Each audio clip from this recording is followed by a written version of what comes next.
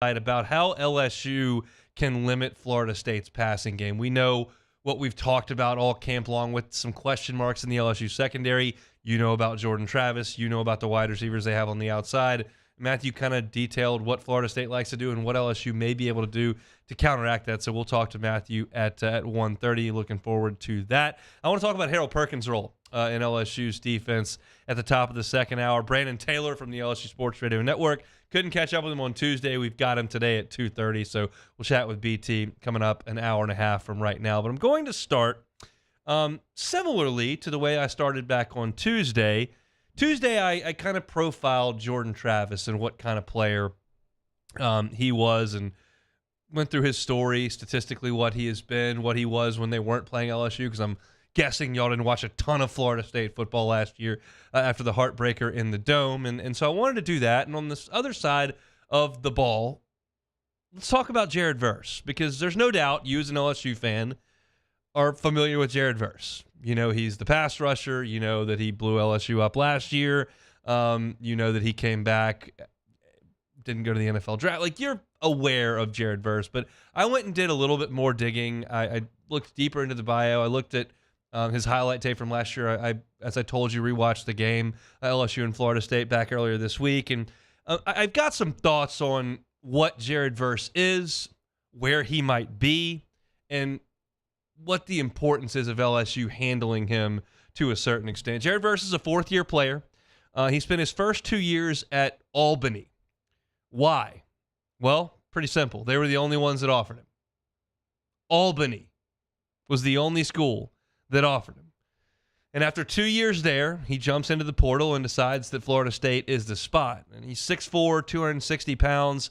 And last year, in his first year as a Florida State Seminole, he shined. In the opener against LSU, he had 2 sacks. On one early in the game, he beat Will Campbell on an inside move and sacked Jaden Daniels. On LSU's last drive, the one that LSU did go down and score on the last play of the game, he had a huge sack of Jaden Daniels where he beat Cameron Wire, just kind of knocked him out of the way and got the sack of Jaden Daniels around the shoestrings. He also blocked the field goal in the first half. Not the extra point at the end, the field goal at the first half. So you look at a guy who had 2 sacks and a blocked field goal in that game, that's pretty impactful. He also had another tackle for loss. He was a menace for LSU. Now, basically all of Florida State's defensive linemen were a menace to LSU. That game forced LSU to change everything they were doing on the offensive front, and Jared Verse was probably chief among the reasons they went to all that.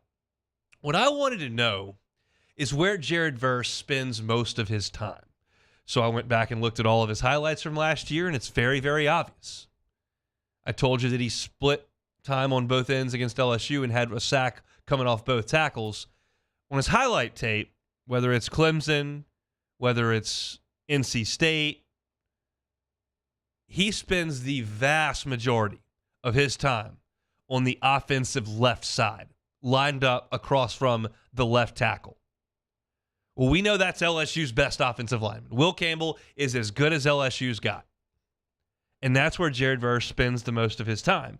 Now, the question is, if you're Mike Norvell and their defensive coordinator, do you leave him there where he's comfortable, where he spends the most of his time, or do you seek out a better matchup, which you may think Emory Jones is a better matchup? I certainly would if I was Florida State. I think Will Campbell is significantly better than Emory Jones. I think Will Campbell's one of the best left tackles in the SEC.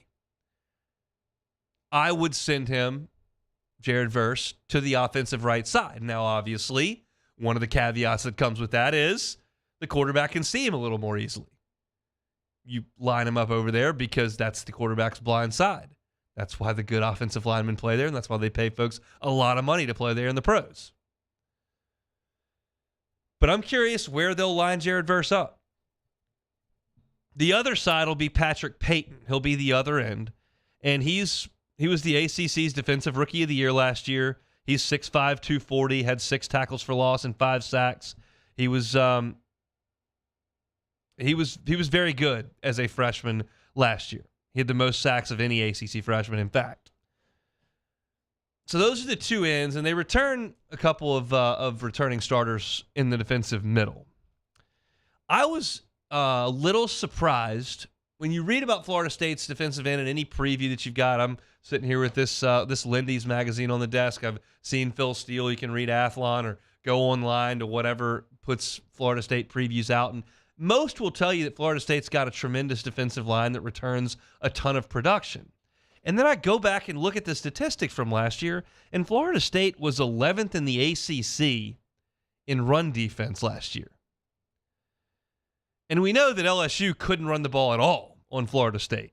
The running backs in the Superdome that night, 13 carries for 39 yards by running backs. Now, Jaden Daniels ran for 114 yards with his two legs, but the running backs had 39 yards on 13 carries.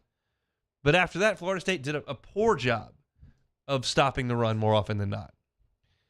And that leads me to believe that the running game is going to be very important to LSU on Sunday. Now, look, we can get real cliche real fast with keys to the game. I can walk into any football game, high school, college, pro, any game you can go into. It could be a playoff game. It could be a preseason game. And if I tell you, hey, you really need to establish the run, you really need to win the turnover battle, and you really need to be good in the red zone. Like, if I tell you need to be those three things, well, you're probably going to win. If you do all three of those things better than your opponent, you're probably going to win. So calling that a key to the game is tough because it's so obvious. But in this particular instance, when you talk about LSU and Florida State, I think establishing the run game does a couple of different things as opposed to just living in a vacuum and being a cliche. You establish the run game and you live ahead of the chains, which is what the run game is generally designed to do. You limit versus aggressiveness on the edge. You can't come flying up the field on 3rd and 2. You can on 3rd and 8. If you've got the run game going, which Florida State struggled with at times last year, you're going to be in 3rd and 2 a lot more than you're in 3rd and 8. That's huge when you're dealing with one of the best pass rushers in the country, one of the best pass rushers that's coming up in this draft. Second fold, you establish the running game, especially in a sport that now is not going to stop the clock when you get a first down. You keep Florida State's offense holding their helmets. And that is a big deal to me because I believe, just like I do with LSU's offense, I believe LSU's offense is going to be excellent this year. I believe Florida State's offense is excellent. The more time they're standing there while you're running the football, the better. And I don't even know that Florida State's going to be a big, explosive, quick strike offense. They got big, tall, rangy receivers. They're not as much game breakers. So they may establish more drives than they do hit the big play. Drives take time. The less time they have, the less likely they are to mount multiple drives. So we've kind of danced around the running back position a lot because it's been injured and kind of not as interesting a topic as there has been. Looking at the secondary, what's that going to look like? Who's going to emerge as the number 2 or 3 wide receiver? The running game's kind of like, all right, you got like 8 guys. Like, none of them are incredible, and they all look pretty good. Like, that's fine. But in this game, you're going to need to run the football. And you didn't last year against these guys. You got to change that. And I think that's more incumbent on the offensive line, which we think should be very good, than it is on the backs. Backs are what they are. They're not going to turn in a Leonard Fournette or Darius Geis record-setting performance. Shedding tackles, outrunning guys, stiff arms, juke moves, spin moves. Those guys were freaks. They're probably not going to rip off routine 60-yard runs like Jeremy Hill seemed to do. But they'll get you what's blocked if you block it. And we knew the LSU's offensive line was a question mark entering the game last year. We knew that. Freshman left tackle, Cam Wires moving over. What do you have in these transfers? Can Miles Frazier play? I don't know. Is Anthony Bradford in shape? Is Charles Turner good enough? Well, you got Dellinger in there. He's never snapped. Like, you had a lot of moving parts on the offensive front. And in a matchup where it's still Daniels and Travis, it's still Johnny Wilson, 6'7" on the outside for Florida State. It's still Malik Neighbors for LSU. Like, there's a lot of things that are the same about this game that you can look at. Jared Verse was great last year. He'll be great this year. The difference could be LSU's offensive line. How different are they? How good can they play? Because if you get Jared Verse in 3rd and 8s and 3rd and 11s all night, even as good as Will Campbell is, I don't love it. You get into 3rd and 2s, you move the chains, you milk the clock. Now we're cooking.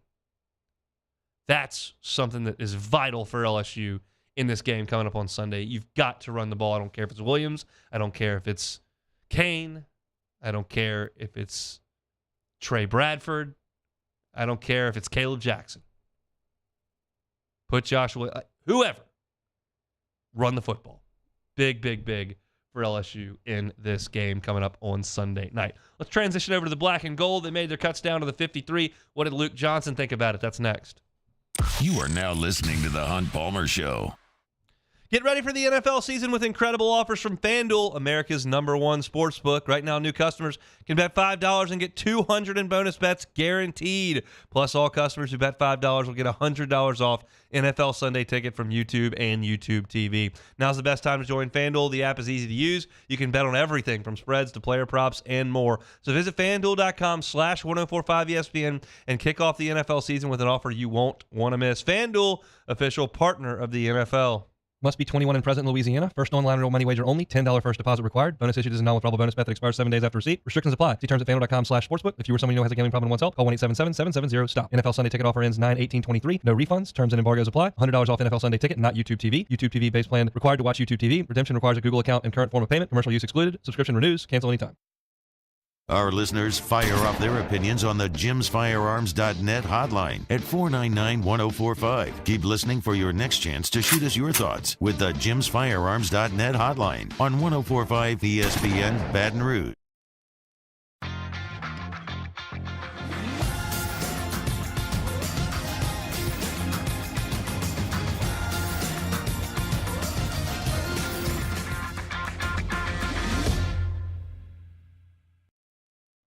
Scooncha, fall in the air. Fall is right around the corner, which means fall fishing is, which means it's time for you to take your boat to the next level with front-to-back boat service in a bunch of different ways. You want a custom stair job, you can have a ton of fun out there on the water. They can do that. What about a spot lock trolling motor? So you stay right where you need to in casting lines. Or sonar that's let you see the fish under the water before you cast. All of your maintenance needs as well. For 38 years, they've been at it and will continue to do so. The Sherman family of front-to-back boat service. Make this summer your backyard party year with Chris's Specialty Foods. Wings, burgers, brisket, steak, and boudin, plus great Cajun side dishes. We do all the prep, and you enjoy laughing with friends and family. Chris's Specialty Foods, Millerville, New Orleans, Prairieville, and Frisco. Everybody loves Chris's authentic Cajun meat. Dylan Cruz here to tell you about Six Rings Baseball and Softball Camp. If you live on the North Shore and play ball, go to Six Rings Camps with former LSU assistant coach Dan Canaveri. His knowledge is second to none, and your child will improve and have fun doing it. Camps were held at Coquille Park and Six Rings Academy in Covington with 4 sessions over the summer. Full day and morning only sessions are available from ages 7 to 13. Go to sixringsbaseball.com or call 985-206-9096. Learn the game to love the game. The interior of an Infiniti is thoughtfully designed to be all about you. And by you, we mean every version of you. Because there's luxury you can feel, and there's luxury that lets you feel. Infinitely you. Experience luxury like never before with Infiniti Premium Care, included with the 2023 QX80 at your local retailer. When is a taco more than just a taco? When it's Government Taco. Voted best tacos 3 years in a row by 225 Magazine, Government Taco puts the most delicious spin on tacos the capital area has ever seen. With creative combinations like the Magna Carrot, the Filibuster, or the Steak of the Union. Plus perfect tortilla chips paired with the best salsa and queso you've ever had. And happy hour every day from 3 to 6 p.m. and all day on Thursday. Government Taco, 5621 Government Street.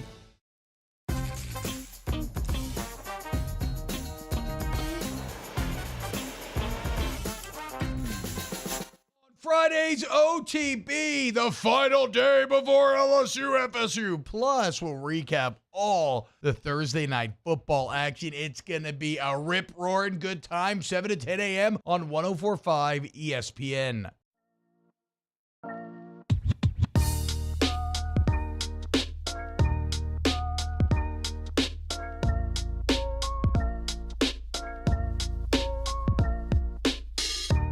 You're listening to The Hunt Palmer Show, brought to you by Rouse's Supermarkets.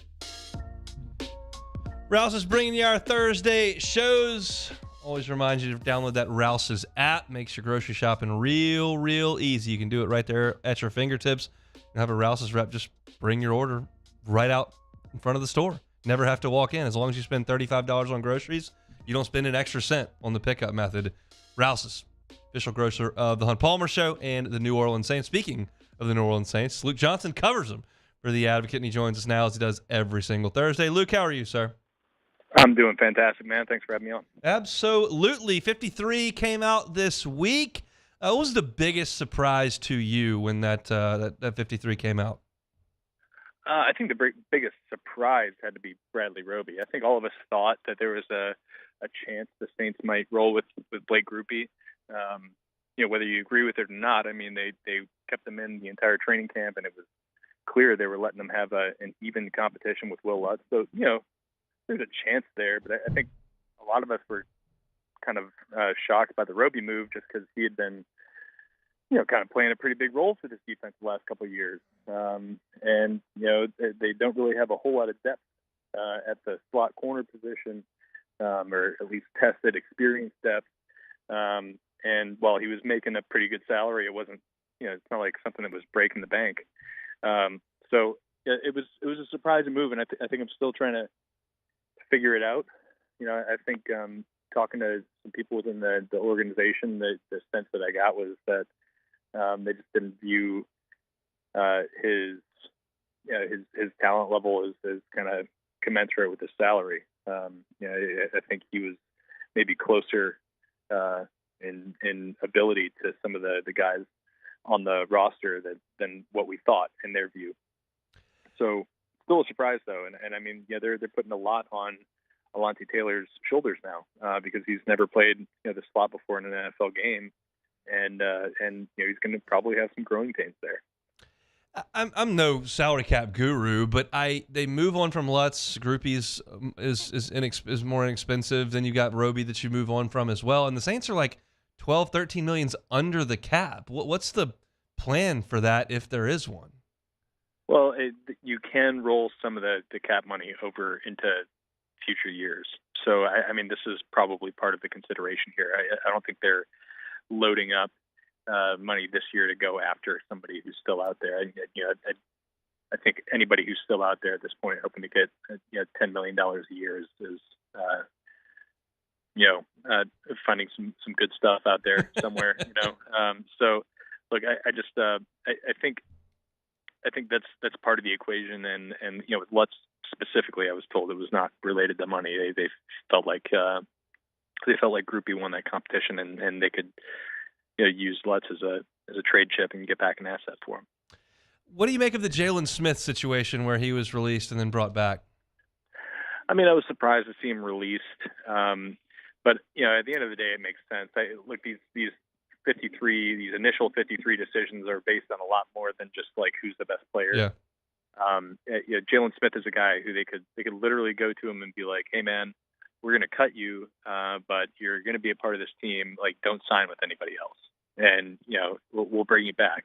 And as long as there's that trust between the player and the organization, then it's fine. They can cut him and you see him, bring him back in the practice squad yesterday, and it would not be a surprise to me to see him on the active roster sometime soon, whether that's before week 1 or before he runs out of practice squad eligibility.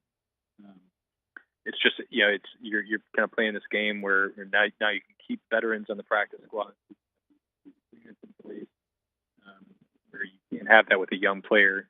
A guy who's on what is essentially a rookie contract. If you release him on cut down day, he has to go through the waivers process, and he can be claimed by any of the other 31 teams without you having any say in it.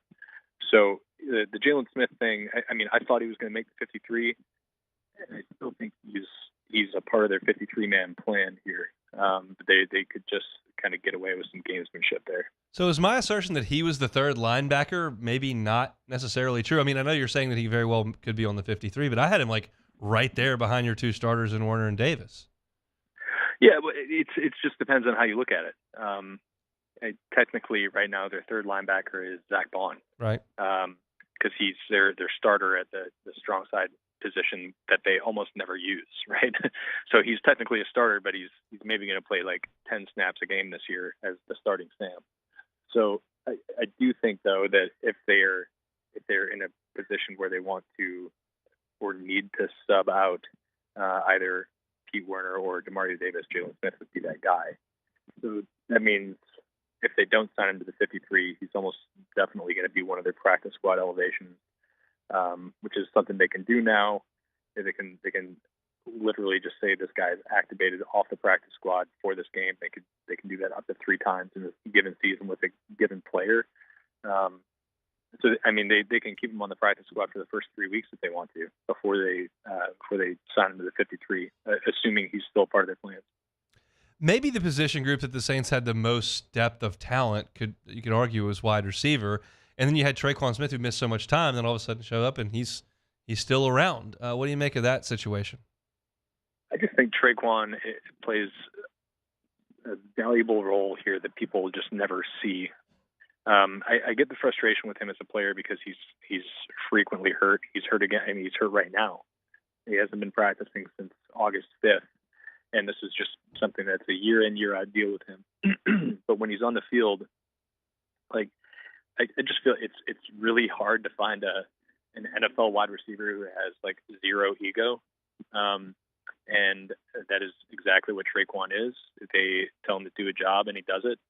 And his job is not catching passes, is to be a very good blocking wide receiver. And they find that to be a very valuable role within that offense. So I think as long as he is able to do that, he's going to have a spot on his team because he brings more than just the obvious stuff that we see as a pass catcher or somebody who can get open and run routes. So he has the value. It's harder to see that against somebody like Shaq Davis who's making a highlight reel play in the preseason. You mentioned Shaq Davis, and if we take Jalen Smith out of the equation here briefly, of the guys that they kept on the practice squad that you watched in training camp and in the preseason, who is somebody you could see making an impact, maybe a significant one for the Saints this year or down the road? Yeah, I think you have to consider Shaq Davis. Yeah. I think everybody else that they kept is like a depth kind of guy, right? Somebody who is going to be able to fill in. You think of guys like Storm Norton. He might be another guy who's active on game day because he's like their swing tackle. But out of that whole group, I think Shaq Davis is the only one who you like they might have something there. And I think people ask, well, why do you put him on the practice squad? I think there's a lot of receivers in the NFL who flash, right? The waiver wire is just loaded with those guys, which is why I think Shaq made it through waivers. But you look at then some of the guys who the Saints have cut on cut down day and stashed in the practice squad, and some of these guys end up coming out and playing big roles for them. Just in the last couple of years, Rashid Shaheed and Jawan Johnson and Marquez Callaway had a couple good years here. Lil Jordan Humphrey turned that into like a 4 or 5 year NFL career.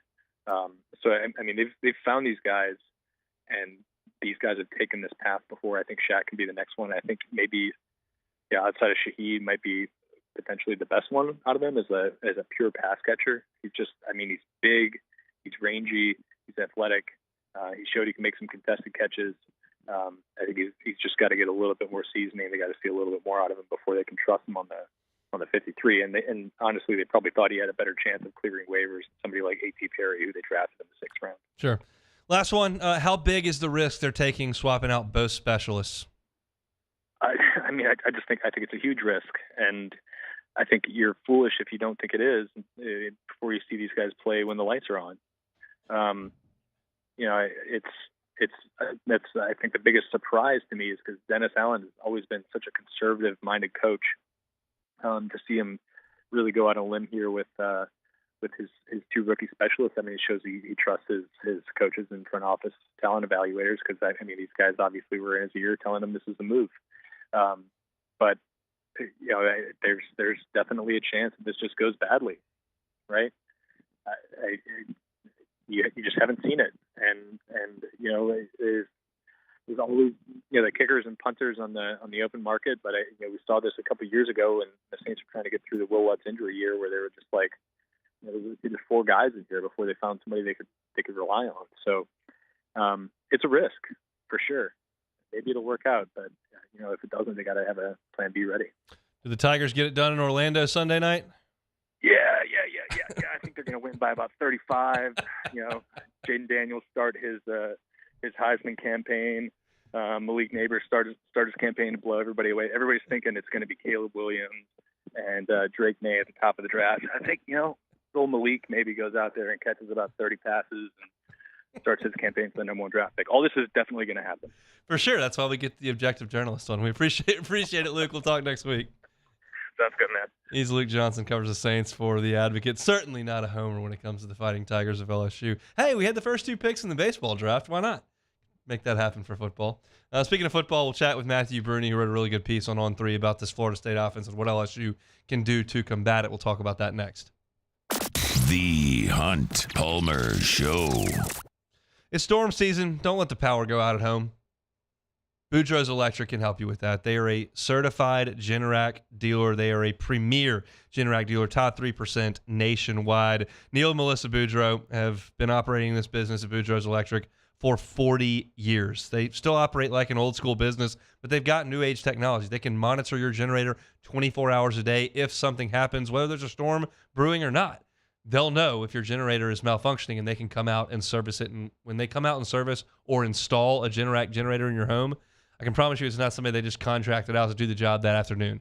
Every single employee at Boudreaux's Electric is a full-time employee, and they do things the right way. Every single Generac generator that they sell and install in your home, free 10-year warranty, a free 10-year warranty. Don't let the power go out, whether it's hurricane season or not happens around here. Boudreaux's Electric can help you defend against that. Same number they've had for 40 years, 985-397-1562. That is 985-397-1562, Boudreaux's Electric.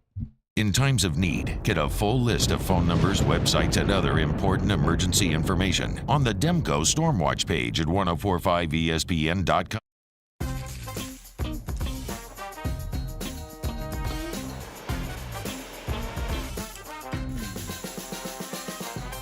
The best kept secret in town is out. Discover Tallulah at the Renaissance Hotel on Bluebonnet. The world's leaders in obesity research, obesity medicine, and obesity science are right here. We're doing something that no one's ever done, or trying to answer a question that no one's ever asked before. Pennington is a real jewel when it comes to research. We are finding the solutions to the world's worst chronic disease, which is obesity. Louisiana needs Pennington Biomedical. Bayou Ford has $8,000 off MSRP, plus 1.9% financing on new 23 Ford F-150 XLT trucks, along with Bayou Ford's 1 million mile warranty. The crew at Bayou Ford is going to do right by you. Gulf Coast Bank and Trust is giving our customers the power to bank anywhere, anytime during this challenging event.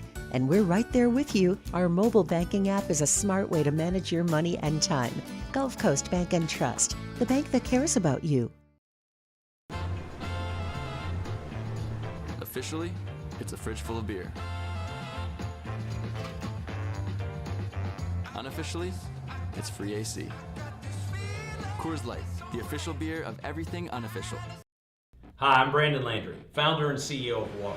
Hi, my name is Dr. Craig Green. This is Ryan Terrio with HUDCoRoofing.com. Hey, it's Matt Moscona. No matter how big your commercial roofing job, HUDCO can help.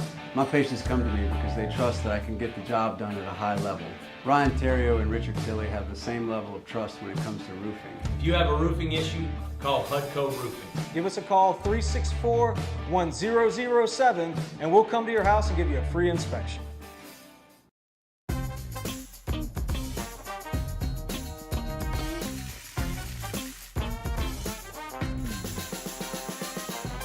The best kept secret in town is out. Discover Tallulah at the Renaissance Hotel on Bluebonnet.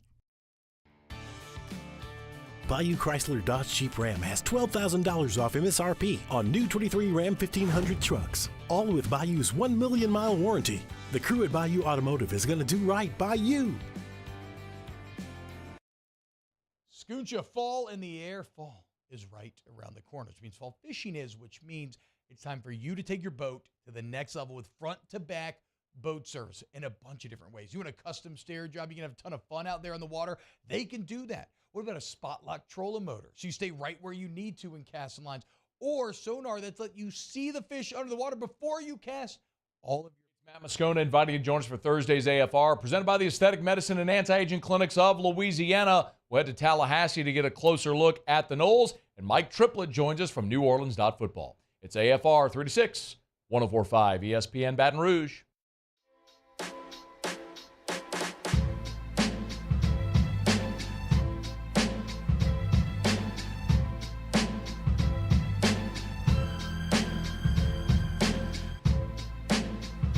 This is the Hunt Palmer Show, brought to you by Rouse's Supermarkets. Thursday show is brought to you by Rouse's. I'd say the Bengal Tiger, part of the On3 network. You probably think, oh, that's Shay and the guys. They do a lot of recruiting stuff, which is very true. Very true. They got a lot of recruiting stuff on there, but they've also got incredible team coverage. Shay does some of that, but Matthew Brune handles a lot of it as well. And he put a piece up this morning that I was all over. It says, film analysis, how LSU limits Florida State's passing attack. And quite frankly, I was very interested in that because Florida State's passing attack scares me greatly. So we'll bring Matthew Brune on Jim's Firearms Hotline to talk about the film analysis that he did. Matthew, how are you, man? Hey, Hunt, I'm doing well. It's game week. It's football. I'm excited. I'm very happy right now, and my mind is everywhere. It's going to be a good night tonight. Going to be a good Saturday, and then of course Sunday, the main course for us down here in Baton Rouge. Let's talk about some of the pieces of Florida State's passing attack before we get into how LSU may try to attack that. LSU fans very familiar with Jordan Travis based on what he did last year, but when you watch Jordan Travis on tape, what do you see from the Noles quarterback? Yeah, for LSU fans, they remember a lot of what Jordan Travis did last year in the Superdome. That was really impressive performance from him. 20 of 33 passing, 260 yards, 2 touchdowns. And, 4 or 5 of those throws were just high-level passes. So you got to see that. And then as the year went on, he did have a couple shaky performances, but in all but 3 games, he was over 60% completion percentage. And even on a receiving core that, it had Johnny Wilson, who was a little up and down. I had Micah Pittman, who was solid but not great.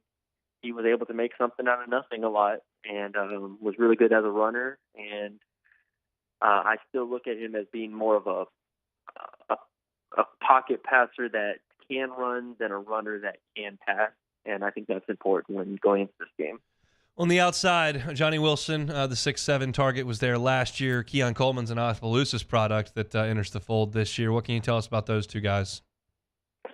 Yeah, like you said, 6'7", Johnny Wilson, then Keon Coleman, 6'4", transfers in from Michigan State. He is one of the more explosive players in the country, not just because he's 6'4", but more so because of how fast he is. I mean, he is incredibly dynamic with or without the ball. So now you have a 1-2 punch, whereas last year it was really just Johnny Wilson, who averaged 20 yards per reception. This year you have him and Coleman, and that's a lot for opposing defensive backs to worry about. So overall, I mean, like I said, they really get a lot of their stuff down the field. They'll open up the run game for Florida State, and they'll give Jordan Travis the opportunity to just throw some 50-50 balls up there and see if they come down with them. All right, so the topic of the article is how LSU limits Florida State's passing attack. Where does that start? Yeah, I think it starts with the pass rush. I've kind of been on this for the past few weeks now. At this point, you really have to force Jordan Travis outside of the pocket. And I understand you can go into any game and make the quarterback uncomfortable. That's true. But when you're dealing with Jordan Travis, obviously his legs play a factor. So you have a lot of people say, well, you don't want him to run either, which I understand. But his 3 lowest completion percentage games last year were his 3 highest rushing total games last year. And 2 of them were losses, and 1 of them was almost a loss against Florida. And so I look at it as I want him to beat LSU with his legs. If he rushes for 80 yards, I think that's a good thing for LSU.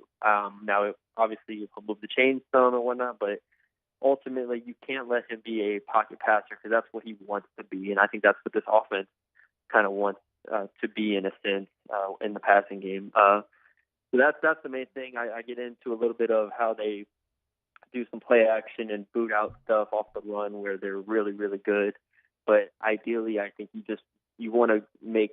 I think Harold Perkins, Davion Jones, and Ovie Gofu and those guys are just going to have to be really, really good. Yeah, my next question would be, who does it come from? You mentioned those 3 guys. How confident are you that those 3 can do it? We've seen Perkins do it, but I think ideally they'd like him to do some other things.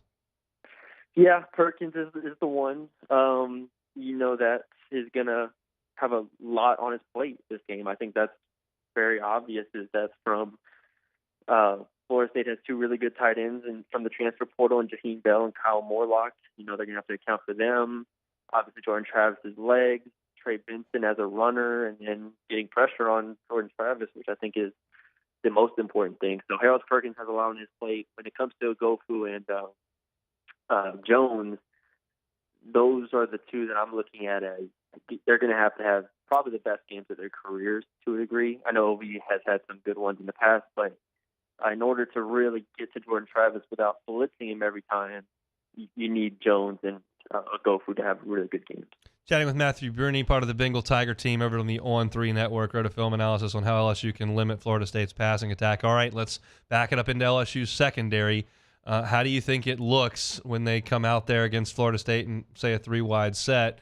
And where does LSU have the ability to limit things? Yeah, I mean, I haven't talked much about the secondary when it comes to containing this Florida State passing attack, and I think that's mostly because nobody knows how it's going to go with these guys. You can be positive, you can be negative. At the end of the day, I'm just going to wait and see, but I'm not going to bet on this secondary to win those one-on-ones, be on an island and make a play consistently. I mean, it's just asking for too much from any secondary, really, but even especially LSU's with the question marks that they've had throughout the fall. I'm expecting those guys to just go make awesome play after awesome play. I don't think LSU wants to rely on that. So that'll be interesting. We don't even know who the second starting corner is. Is it going to be Deuce Chestnut? Is it going to be Sage Ryan? I mean, either one of those matched up with Keon Coleman, to me, sounds like a mismatch. So obviously they'll do their best in protecting them and give them some off coverage or some safety help and whatnot. But ultimately, I don't go into this game saying, all right, the corners are going to have to step up and stop the receivers. I look at everybody else stepping up and bothering Jordan Travis more so. Does it sound like LSU will be soft in their coverage principles, play off, let Florida State maybe catch some in front of them, but be sure to give safety help and not get cooked?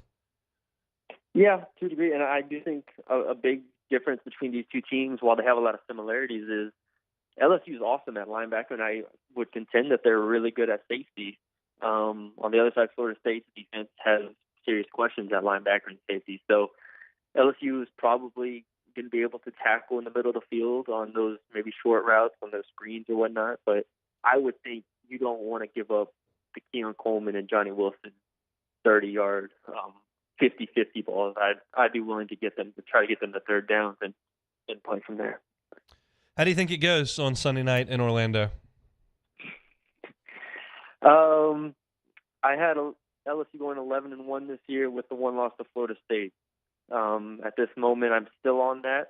I'll continue to see if I find a way for LSU to win. And obviously, LSU can win. I think it's going to be a very tight game down the stretch. But at this moment, there's too many question marks with right now between the secondary.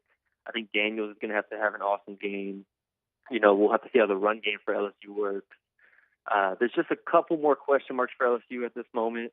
But so I'm going with Florida State in the tight one. Matthew, we appreciate the time, man. Have a good weekend. Yeah, thanks for having me, Hart. He's Matthew Brune, part of the Bengal Tiger, the On3 network. A great film analysis that he's got up there, how LSU limits Florida State's passing attack. It's got some gifts in it with some plays from last year. Some Florida State plays against LSU, some Florida State plays against some other teams. It's really in depth. It's got some statistics, as he alluded to a couple there, and it's got some good visual components to it as well. And I would tend to agree. I'm going to spend a lot of time tomorrow on LSU's secondary and Florida State's wide receiving core, because I think, as now most of you know, that's the biggest spot of bother for this LSU team as we see it entering this game. You never know for sure. We don't know about Zy Alexander for sure. We don't know about Deuce Chestnut for sure. We don't know where Sage Ryan's going to be or what the safety rotation looks like. Only LSU's coaching staff knows what the rotation looks like and has a great idea of what kind of players they've got there. But we know that that's going to be a big thing that we've got to talk about, and I'll certainly do that tomorrow. But I do think on the front end of this thing, if LSU's pass rush is not good, you're going to have some issues. And I'll touch on that in the top of hour number one when I talk about Harold Perkins and kind of what his role is going to be in this game. But Matthew did a great job of putting this whole thing together, and we certainly appreciate him coming in and sharing some of his thoughts on that. There's some really good statistics that he rolled up into this. I'm looking at the story right now. He's got some video from the Florida game, some videos from the LSU game, just a lot of really good information from Matthew, so we appreciate him for jumping aboard. Our Thursday show's brought to you by Rouse's Supermarkets. There's a location near you if you're in South Louisiana. They are all over the place. We love the location right there on Burbank and Lee. T-Bob's going to be there this afternoon from 3 to 5, hanging out, giving away some gift cards, giving away some cups and shirts. So you'll see him out there at the Rouse's. We're usually there on Fridays. T-Bob is booked tomorrow, so they've moved it up to Thursdays. But if you're getting your groceries for the weekend, getting your groceries for game day, hosting a watch party, and you need sandwich trays, or you need burgers, or you need all your beverages, Rouse's has got you covered. And if you don't have time to go in there and spend all that time, it's easy. You just download the Rouse's app. You do your shopping right there. If you spend $35, which is not tough this time of year, this day and age, you don't spend an extra cent. The Rouse's personal shopper goes in there, handles all your grocery shopping. You pull up, they hand it right to you. You're on your way. It's awesome stuff over there at Rouse's. Great partner of ours and the official supermarket of the New Orleans Saints. We got a lot to get to in hour number 2 as well. We will start things off with my thoughts on Harold Perkins and his role in the game. Certainly want to get to Utah and Florida tonight. Missouri is also playing tonight. Missouri plays South Dakota, and usually we don't care about Missouri around here, but the fact that LSU does play them this year means that, hey, we probably need to give them a little bit of mine tonight. And then Brandon Taylor from the LSU Sports Radio Network, former 18, going to jump on at 2:30, and we'll certainly talk DBs with BT coming up at the bottom of hour number 2. So come back with us to close out hour number 1, bringing back a segment that we did all year last year, best win on the board, worst loss on the board. We're going to do it in the top 25, and I'll give you my thoughts on that coming up to close out hour number 1. You are now listening to The Hunt Palmer Show. LWCC is Louisiana Loyal, elevating and celebrating champions of Louisiana. I was talking to Seth Irby yesterday, my guy Seth over there at LWCC, and they're just so proud of their Champions of Louisiana program because of what it does to highlight people doing awesome stuff in our state. And Corey Barr is certainly one of those. We've talked about Corey all summer long, and he's certainly a champion of Louisiana. He's ascended to national acclaim in the culinary world, and operates 3 businesses right here in Louisiana in his hometown of Monroe. If you know somebody like Corey, maybe it's a person like Corey, maybe it's a nonprofit, maybe it's a business that's doing great philanthropic work and bettering our state, go to lwcc.com/champions and nominate them to be a champion of Louisiana. We'd love to tell their story. LWCC would as well. Corey Barr is a champion of Louisiana. LWCC is Louisiana loyal. Our listeners fire up their opinions on the jimsfirearms.net hotline at 499-1045. Keep listening for your next chance to shoot us your thoughts with the jimsfirearms.net hotline on 1045 ESPN Baton Rouge. When is a taco more than just a taco? When it's Government Taco, voted best tacos 3 years in a row by 225 Magazine, Government Taco puts the most delicious spin on tacos the capital area has ever seen. With creative combinations like the Magna Carrot, the Filibuster, or the Steak of the Union. Plus perfect tortilla chips paired with the best salsa and queso you've ever had. And happy hour every day from 3 to 6 p.m. and all day on Thursday. Government Taco, 5621 Government Street. Hello, Samantha, dear, I hope you're feeling fine. And it won't be long until I'm with you all the time. But until then, I spend my money up right down on my last dime. Call in Baton Rouge.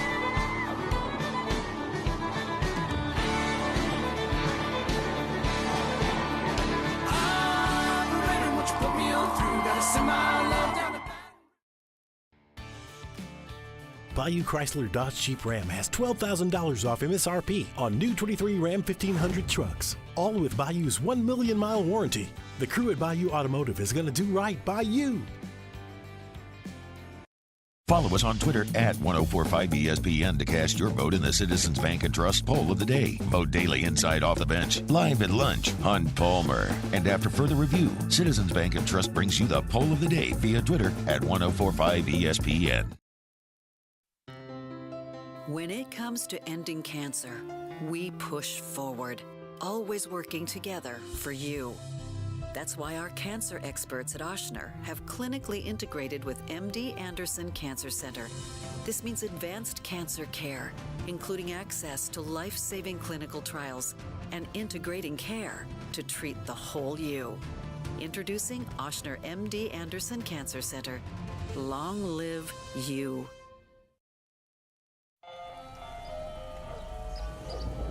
Hey there, little buddy. What's the matter?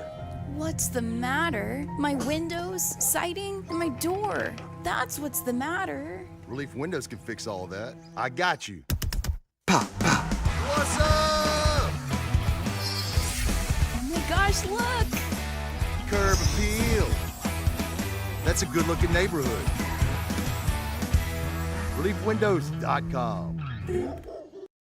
Dylan Cruz here to tell you about Six Rings Baseball and Softball Camp. If you live on the North Shore and play ball, go to Six Rings Camps with former LSU assistant coach Dan Canaveri. His knowledge is second to none, and your child will improve and have fun doing it. Camps were held at Coquille Park and Six Rings Academy in Covington with 4 sessions over the summer. Full day and morning only sessions are available from ages 7 to 13. Go to sixringsbaseball.com. Friday's OTB, the final day before LSU FSU. Plus, we'll recap all the Thursday night football action. It's going to be a rip-roaring good time, 7 to 10 a.m. on 104.5 ESPN.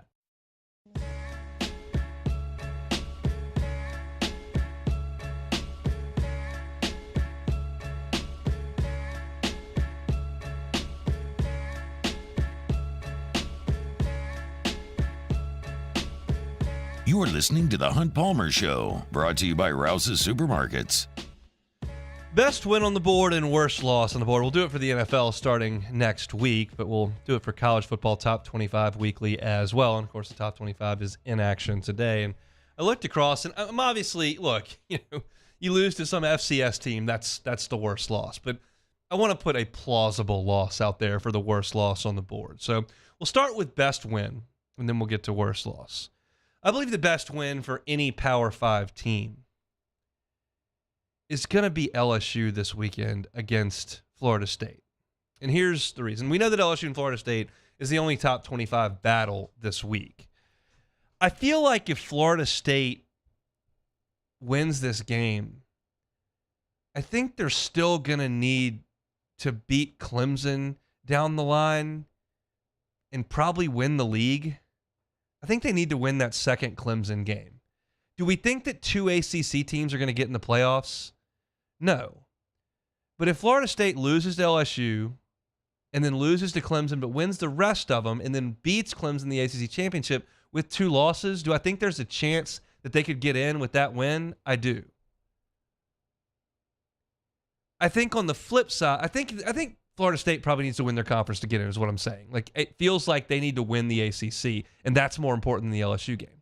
I do think the SEC could get the benefit of the doubt when it comes to a non-conference champion getting into the 4-team playoff. So for LSU, hypothetically, you win this game, you lose to Bama. You look up, you didn't win your division, you didn't win your league, but you might get in. Maybe you win this game, you beat Bama, but you lose to Georgia. Then I think you're definitely going to get in.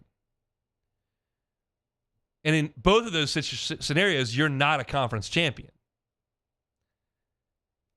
I think Florida State's got to win their league to get in. It's just my feeling. Now, that's a lot of variables we're talking about here, okay? So I realize that I'm not speaking in absolutes. But I just think in terms of best win, if I'm looking at a bunch of non-conference games, I think LSU creates a better path by winning than Florida State does. Clemson handles you down the road, I think you're in trouble.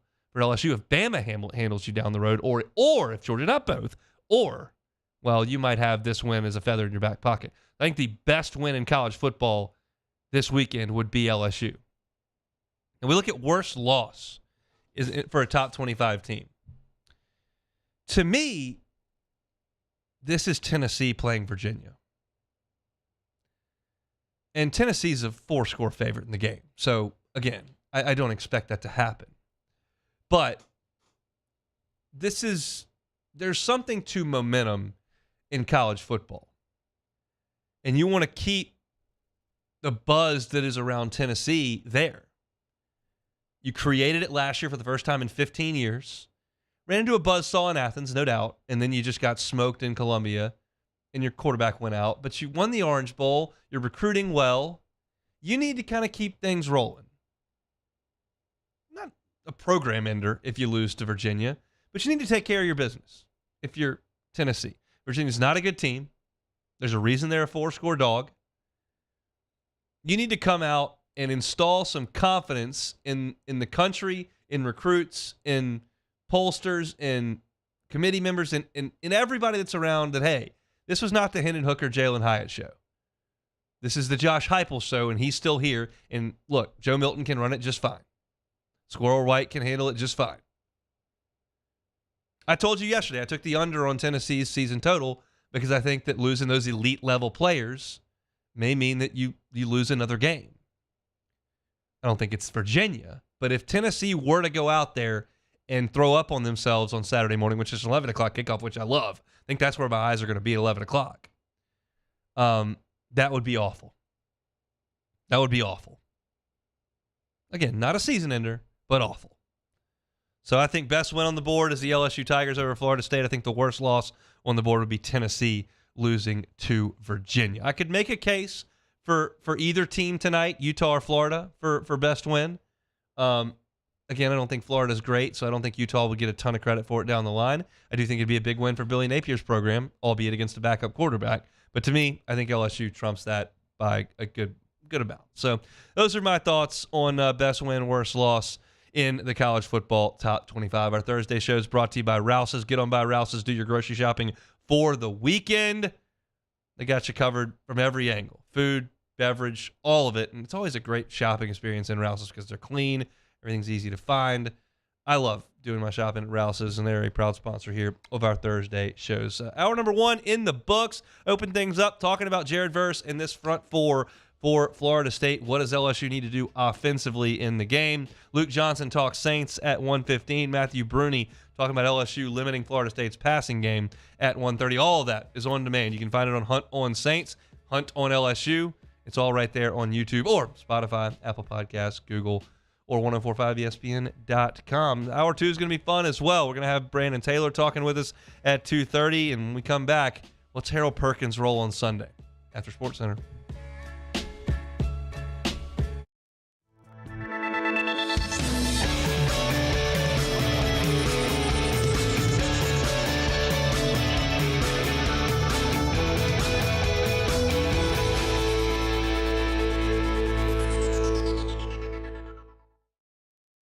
Breck teamed up to reimagine your parks, and you imagined big.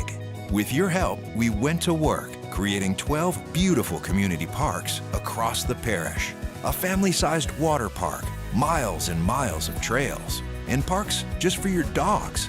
There are more places to splash, to explore, to run wild, and even soar. You imagined, we delivered. Gold. Breck, your #1 park system in the nation. The importance of doing this fortified program and offering it to people down here is #1, the only real chance you're going to get to do this is when you put on a new roof or build new. And through companies like HUDCO, who's kind of leading the way in this thing, it's going to offer the customers a huge advantage in the insurance market and the price of their insurance. You know, we're not looking to make a fortune off fortifying. We're trying to give you a better product than our competitor at the moment. I'm trying to do something that he can. I'm trying to give you something better. So a lot of these insurance shops, you're getting a re-roof, you're only paying your deductible. Let's sit down and talk about the fortified and let's see what it does to your insurance premium. You're getting a steal. Yeah. You're getting a brand new roof and a fortified certificate for your deductible, essentially. I think we're rocking and rolling.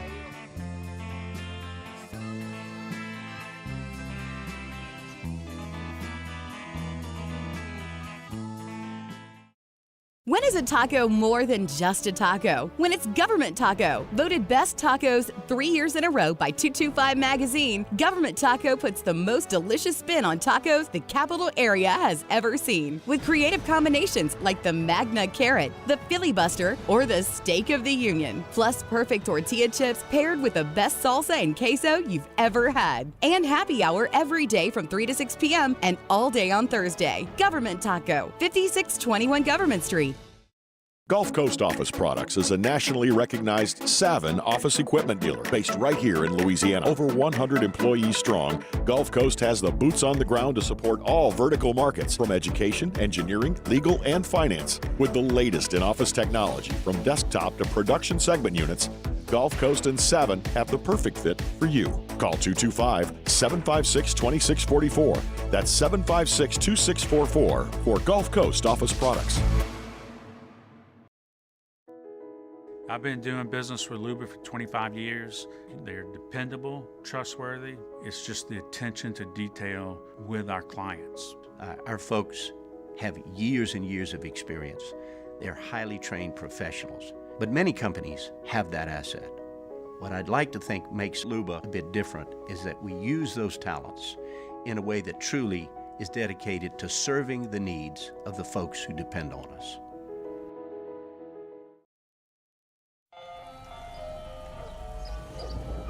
Hey there, little buddy. What's the matter? What's the matter? My windows, siding, and my door. That's what's the matter. Relief Windows can fix all of that. I got you. Pop, pop. What's up?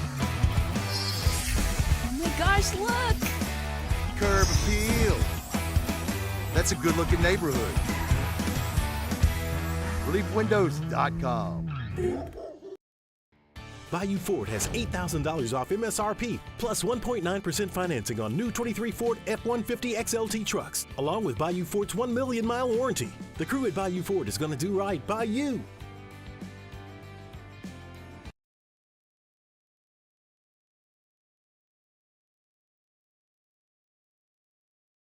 This is SportsCenter.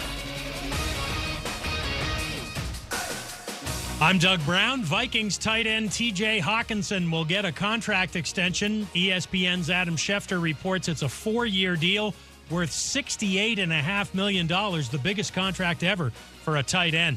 Dolphins running back Jeff Wilson Jr. goes on IR today with injuries to his midsection and fingers. He'll be out at least 4 games. Chiefs defensive lineman Chris Jones is still holding out, hoping for a new contract, but the team is still hoping he'll be ready to play in the season opener next Thursday night against the Lions. ESPN's Booger McFarland. The Kansas City Chiefs cannot win the Super Bowl without Chris Jones. I don't care how good Patrick Mahomes is. I understand the hold up a little bit in Kansas City because you got their other two best players in Mahomes and Kelsey that are basically kind of on team-friendly deals. Well, Chris Jones is saying, hey, I don't want a team-friendly deal. Booger McFarland. Chris Getz is the new senior VP and GM of the White Sox. He takes over for Ken Williams and Rick Hahn, who were fired last week. The White Sox have won only 3 postseason games in the last 18 years. Do you own or rent your home? Sure you do. Fortunately, Geico makes it easy to bundle your home and car insurance. It's a good thing, too, because having a home is hard work. Go to geico.com, get a quote, and see how much you could save. Geico.com. Easy. Ladies and gentlemen, may I direct your attention to something quite extraordinary? Now, the Hunt Palmer Show. The Hunt Palmer Show on 104.5 ESPN Baton Rouge. Brought to you by Rouse's Supermarkets. Live from the Mercedes-Benz of Baton Rouge studios. This is Hunt Palmer. 5 hours. 5 hours until Florida and Utah kick it off in Salt Lake City. I can't wait. I'm going to talk about that game in 15 minutes. You know, it's interesting what I was thinking about. Like, I've spent my entire life of LSU sports strongly pulling against Florida in football because I knew we were going to play them every year, and that was a huge game on our schedule, and it could impact the future of that season. And we'll see. I mean, we're playing them next year, so I got to pull against them this year because they're on the schedule for next year. And if they become a permanent opponent, I'll still feel the same way. But like, if they fall off, I don't have to devote as much attention to Florida because if we're only playing them once every 2 years, like, that makes them no different than Georgia. It makes them no different than Tennessee. So it's just a little bit of a different deal. As I said, I'm okay with it. Florida coming to Baton Rouge is the same to me as Oklahoma coming to Baton Rouge. Going to Ben Hill Griffin Stadium in the swamp is the same as going up to Norman and playing Oklahoma. Like, that's, to me, it's the same. It's big game, big program, important, got to win it. I don't know anyone who pulls for either team. So, like, I know the way that it's been since 1992, which is my entire life, basically. It was 3 the last time LSU didn't have to play Florida. But I'm curious to see where things go. But I'll be dialed in tonight, pulling very much against Sunbelt Billy and the Gators. Let's talk LSU before we get to Florida and Utah, and then we'll talk a little bit about Missouri as well in the next segment before we get to Brandon Taylor here. Harold Perkins. We talk about so many things that are the same as last year in this game. The 2 quarterbacks are the same. The 2 coaches are the same. The 2 number 1 receivers are the same. Look, last year Malik Neighbors was the number 1 receiver on the team. Johnny Wilson, number 1 receiver on the team. Jared Verse, same guy. But a big difference, as you're well aware, is that Harold Perkins will play in this game, and he did not play in the game last year. And the question is, well, what does he do? And we have spent the spring and the fall camp, the end of summer, discussing what Harold Perkins' role is going to be. And to me, as we've discussed, I think the ideal way to use Harold Perkins is to camouflage him, is to move him, is to give him different roles. Sometimes he's right in the middle of the defense. He's one-on-one with the running back out in the flat. Sometimes he's spying Jordan Travis, the quarterback. Sometimes he's coming on a blitz off the edge. Sometimes he's dropping into coverage. Brian Kelly said on Monday, we want him to not only just attack the quarterback, he's not just a pass rusher, we want him to attack running backs. We want him to attack offensive tackles. We want him to attack a lot of different places on an offense. And we want them to break the huddle and have to realize where he is. And that makes a ton of sense. And I've never been a quarterback or an offensive coordinator at this level. I was quarterback back in 8th grade, though. Shout out to the Falcons. Undefeated. Big deal. But it makes a lot of sense that there are players, and Jared Verse is going to be one of them for LSU's offense. You've got to identify where they are. You've got to understand what you're trying to accomplish and where they are and how they can disrupt things. And I think that LSU will do a really good job in its game plan of determining, hey, we're going to move Harold around a lot. Here's what I also think. If LSU is struggling to get any pressure on Jordan Travis, and Jordan Travis is picking LSU apart in the secondary with that solid receiving core, and LSU's really struggling to slow Florida State down, which is conceivable for sure. I think Harold Perkins turns into a pass rusher. Savion Jones isn't getting there. Braden Swenson's not getting there. Ovi Akufo's not getting there. We're not ready to go to Deshaun Womack. We're not ready to go to Quincy Wickens. 4, get up there. We'll put Penn and Spates back at linebacker. They'll do their thing. We need some pressure on the quarterback on 2nd and 3rd down. Like, I think that's, I shouldn't say the panic button, but like adjustment if things go south. Because we know that Harold Perkins can rush the passer. That's not a question. There are a lot of questions on that defense. Who's the second corner? How many safeties do they play? Where does Sage Ryan go? Where's the pass rush come from? Like, those are all legitimate questions. They may have resoundingly positive answers, but at this point, they're questions. Harold Perkins, not a question. Fact. Great pass rusher. I think that's a move that Matt House can make in this game. He would rather have Harold Perkins moving around. He would rather have Harold Perkins spying Jordan Travis on 3rd and 6 so that if LSU does cover and there is a little bit of a pass rush from one of those guys and Travis does try to get loose, that we know that Perkins can run him down. He did this to Bryce Young. He did this in Fayetteville. This is who Harold Perkins is. He would rather have him to do that or blitz or go after the running back and make sure that that guy can't make an easy catch and run. But I think that in my head, if things are not going well, that's a move you know you can make. And this goes back to my point when I 2 weeks ago did the most indispensable players on LSU's team for this year, and I didn't put Harold Perkins at 1. I didn't put Jaden Daniels at 1 because I know what's behind those guys and what they're capable of. Will Campbell was 1. I know that LSU can put Harold Perkins on the edge to rush the passer, put Greg Penn and Omar Spates at linebacker, and that's a good group, right? That's a good 3 players. Is Greg Penn going to be a first-team All-American, a finalist for the Butkus Award? Probably not. Can he play middle linebacker in the SEC? Yeah, he did it last year. Omar Spates, same thing. He can do it too. So Perkins is he's like the trump card. It's spades. He's the card you can play. You want to hold it in your hand. You don't want the other team to be able to see it. You want to be able to use it whenever you want to. But sometimes your hand gets forced. And you've got to play it. And I think that the play with Harold Perkins is, hey, you got to go to the edge. Because Florida State's offensive front line is veteran. It's old.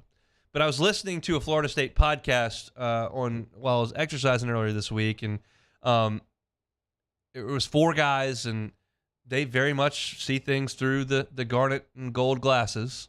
They all picked Florida State to win and all think that they're playoff contenders, and that may be perfectly right. We'll see. But they did say that the ceiling on the offensive line is pretty low. The floor is very high. Like, they're solid players, but it's not a bunch of first-round picks.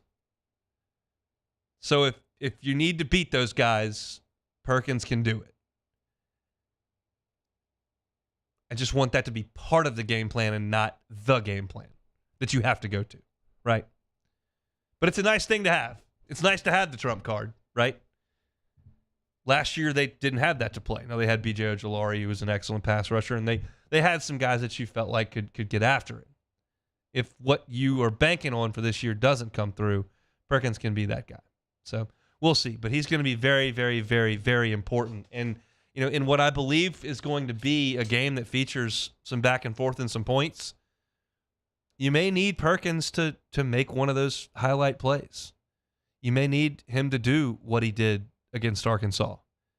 You may need something similar to what you saw against Auburn, where LSU was down and the defense had to make a play to change the direction of the game. Perkins can be that guy. He can do that.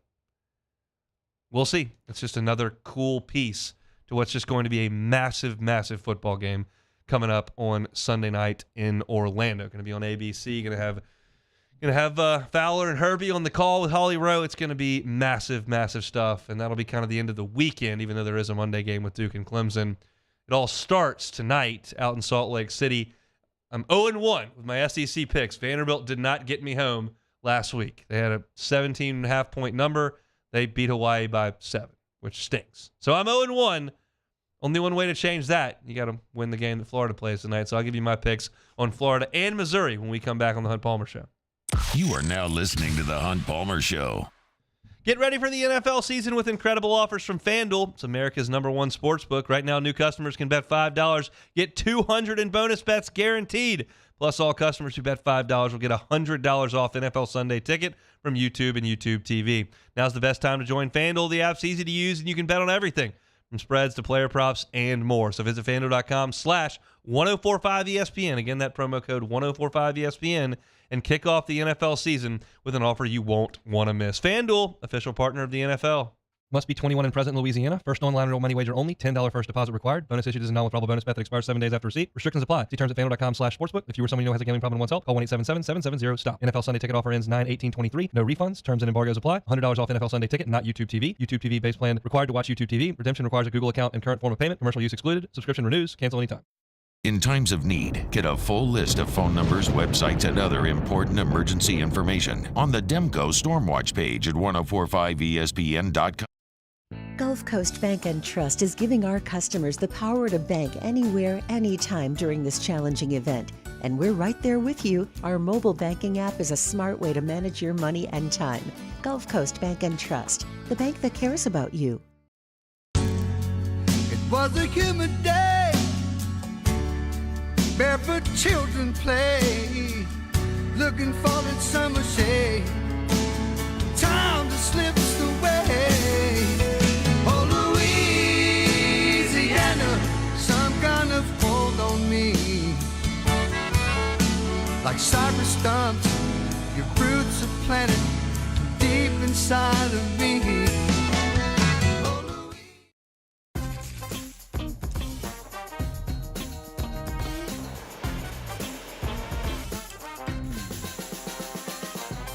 The best kept secret in town is out. Discover Tallulah at the Renaissance Hotel on Bluebonnet. Dylan Cruz here to tell you about Six Rings Baseball and Softball Camp. If you live on the North Shore and play ball, go to Six Rings Camps with former LSU assistant coach Dan Canaveri. His knowledge is second to none, and your child will improve and have fun doing it. Camps were held at Coquille Park and Six Rings Academy in Covington with 4 sessions over the summer. Full day and morning only sessions are available from ages 7 to 13. Go to sixringsbaseball.com or call 985-206-9096. Learn the game to love the game. The interior of an Infiniti is thoughtfully designed to be all about you. And by you, we mean every version of you. Because there's luxury you can feel, and there's luxury that lets you feel. Infinitely you. Experience luxury like never before with Infiniti Premium Care, included with the 2023 QX80 at your local retailer. Scooncha, fall in the air. Fall is right around the corner, which means fall fishing is, which means it's time for you to take your boat to the next level with front-to-back boat service in a bunch of different ways. You want a custom stair job, you can have a ton of fun out there on the water. They can do that. What about a spot lock trolling motor? So you stay right where you need to in casting lines. Or sonar that's let you see the fish under the water before you cast. All of your maintenance needs as well. For 38 years, they've been at it and will continue to do so. The Sherman family, a front-to-back boat service. When is a taco more than just a taco? When it's Government Taco. Voted best tacos 3 years in a row by 225 Magazine, Government Taco puts the most delicious spin on tacos the capital area has ever seen. With creative combinations like the Magna Carrot, the Filibuster, or the Steak of the Union. Plus perfect tortilla chips paired with the best salsa and queso you've ever had. Matt Moscona inviting you to join us for Thursday's AFR, presented by the Aesthetic Medicine and Anti-Aging Clinics of Louisiana. We'll head to Tallahassee to get a closer look at the Noles, and Mike Triplett joins us from New Orleans Football. It's AFR 3 to 6, 104.5 ESPN Baton Rouge.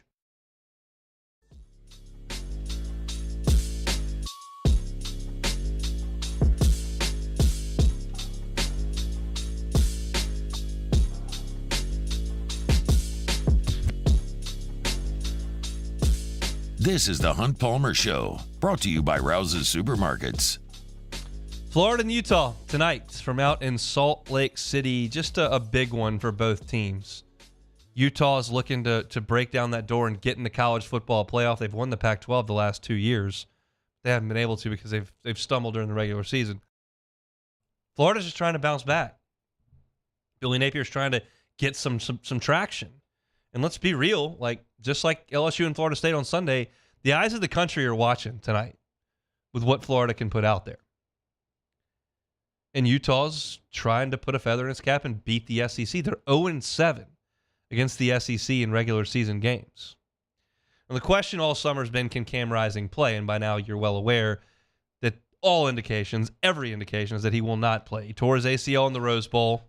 That was 8 months ago, I guess. And it's just not ready to roll. So Bryson Barnes is going to be the guy. He's a junior, 6'1", 209. He came in the Rose Bowl against Penn State, went 10 of 19 for 112 yards, threw a touchdown and a pick. He took 4 sacks in that game. He played a lot against Washington State, 17 of 27 for $175 and a touchdown. He's not Cam Rising. Cam Rising is a gamer. He's gritty. He's tough. He's old. He makes the right play. He runs. He does a lot of things well. He's not an elite NFL prospect by any count, but he's a good college quarterback.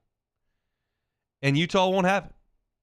Now, on top of Bryson Barnes, you'll also see redshirt freshman Nate Johnson play, and Johnson is like a track guy. Like he's a freakish speed.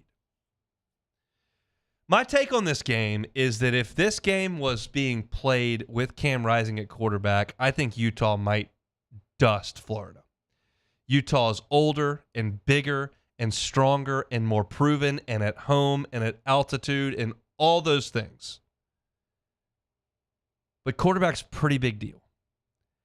And I just don't know how quickly I'm going to jump on the Bryson Barnes train. Now, as far as Florida goes, I don't think Graham Mertz is worth a flip at all. I thought he was mediocre at Wisconsin. I think he's going to be mediocre at Florida. They've got an offensive line that's retooled a little bit, 2 great running backs, and Pearsall, a really slippery receiver. I think Billy Napier was a good hire for Florida, and I think if given some time, he will build a strong program there. I'm not ready to say it's going to look like Spurrier or Meyer did, but I think he'll be a winner there if you give him time to recruit and develop. His roster right now stinks by Florida standards. It stinks. It just does. Their defense was mediocre last year. They couldn't really throw the ball. It wasn't good. And again, I think Utah would dust Florida if Rising was playing. You gave me that guy at quarterback in that environment with that roster against Florida, I'm taking them all day long. I think the change in quarterback changes the equation. Now, everybody is on Utah minus 4.5, and that sounds like it is very, very much the right side to be on. I'm going to take Florida. I'm going to take the 4.5 points and really hold my nose. Everybody's screaming for the under. Florida's still going to have some good athletes. They should be able to fly around a little bit on defense, even if Utah bullies them a little bit.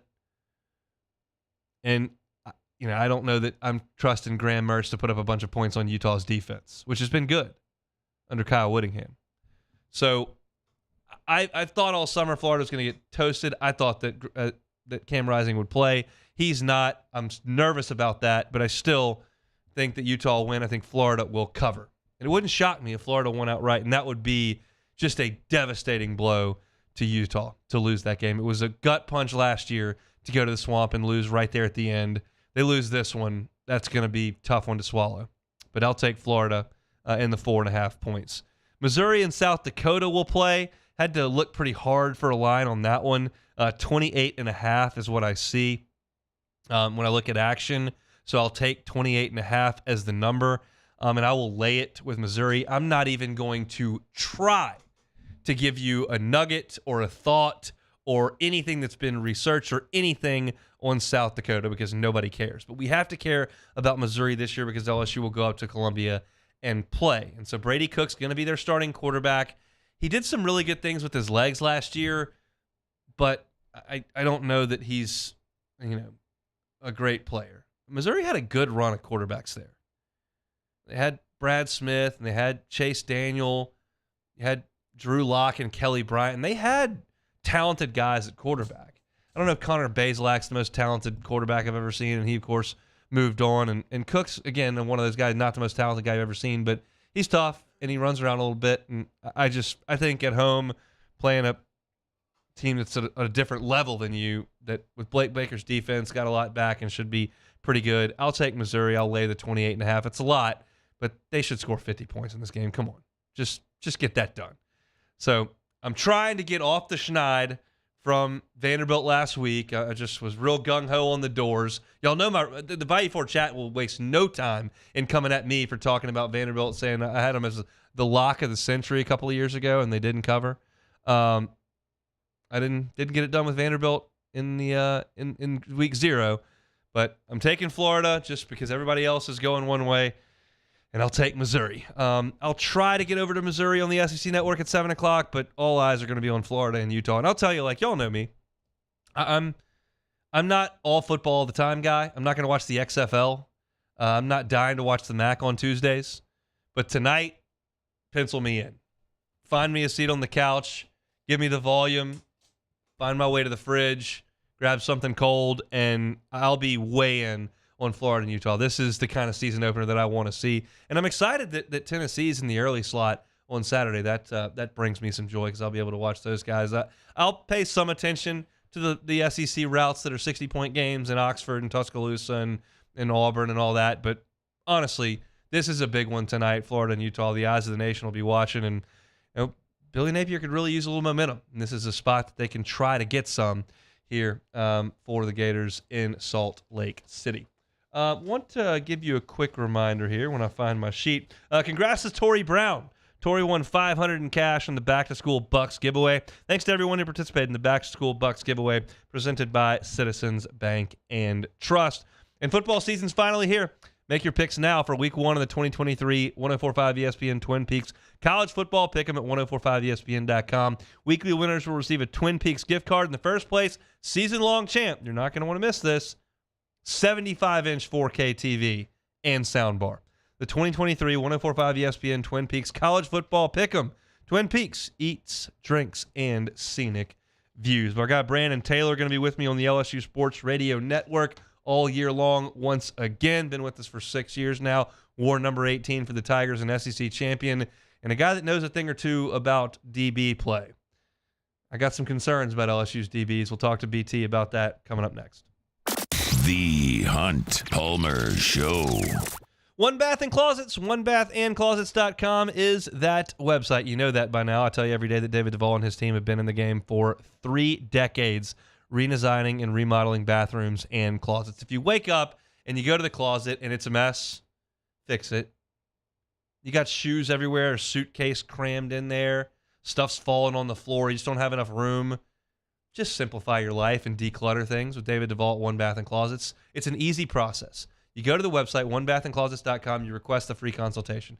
David Duvall and his team come out, they give you a questionnaire. What do you got? How many pair of shoes? How many suits? Trying to put your suitcase here? How many square feet do we have? What do we need to work with? What would you like in your closet? And once all that's done, he can put together a custom solution for you. So that closet is tailor-made to your needs. You won't know unless you go to onebathandclosets.com and start that process. If you do that closet redesign and remodel and you do some work on your bathroom with One Bath and Closets, 10% off to Hunt Palmer Show listeners. 10% off. We like that. David Duvall and his team, One Bath and Closets. onebathandclosets.com. Our listeners fire off their opinions on the jimsfirearms.net hotline at 499-1045. Keep listening for your next chance to shoot us your thoughts with the jimsfirearms.net hotline on 1045 ESPN Baton Rouge.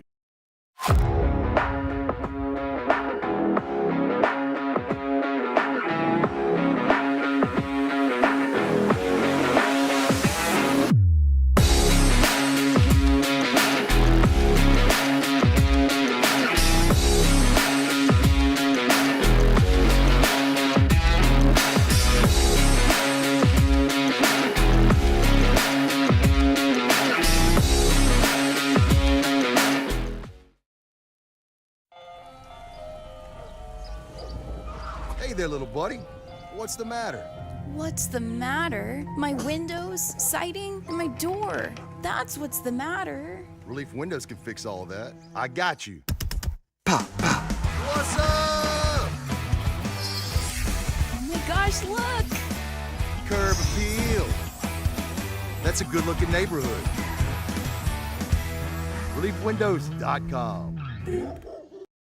Dylan Cruz here to tell you about Six Rings Baseball and Softball Camp. If you live on the North Shore and play ball, go to Six Rings Camps with former LSU assistant coach Dan Canaveri. His knowledge is second to none, and your child will improve and have fun doing it. Camps were held at Coquille Park and Six Rings Academy in Covington with 4 sessions over the summer. Full day and morning only sessions are available from ages 7 to 13. Go to sixringsbaseball.com or call 985-206-9096. Learn the game to love the game. The interior of an Infiniti is thoughtfully designed to be all about you.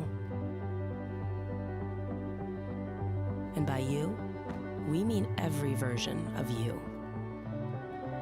Because there's luxury you can feel, and there's a luxury that lets you feel. Infinitely you. Experience luxury like never before with Infiniti Premium Care, included with the 2023 QX80 at your local retailer. Scooncha, fall in the air. Fall is right around the corner, which means fall fishing is, which means it's time for you to take your boat to the next level with front-to-back boat service in a bunch of different ways. You want a custom stair job, you can have a ton of fun out there on the water. They can do that. What about a spot lock trolling motor? So you stay right where you need to in casting lines. Or sonar that's let you see the fish under the water before you cast. All of your maintenance needs as well. For 38 years, they've been at it and will continue to do so. The Sherman family of front-to-back boat service. When is a taco more than just a taco? When it's Government Taco. Voted best tacos 3 years in a row by 225 Magazine, Government Taco puts the most delicious spin on tacos the capital area has ever seen. With creative combinations like the Magna Carrot, the Filibuster, or the Steak of the Union. Plus perfect tortilla chips paired with the best salsa and queso you've ever had. And Friday's OTB, the final day before LSU FSU. Plus, we'll recap all the Thursday night football action. It's going to be a rip-roaring good time, 7 to 10 a.m. on 104.5 ESPN.